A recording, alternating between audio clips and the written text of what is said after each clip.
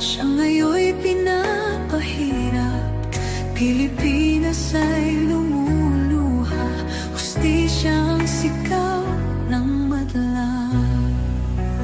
Tatay, di ko, hindi ka nag-iisa.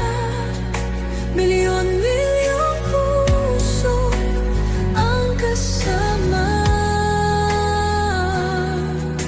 Ang bayang minahal mo ng tapat, hindi kailanman lilimot sa iyong hirap.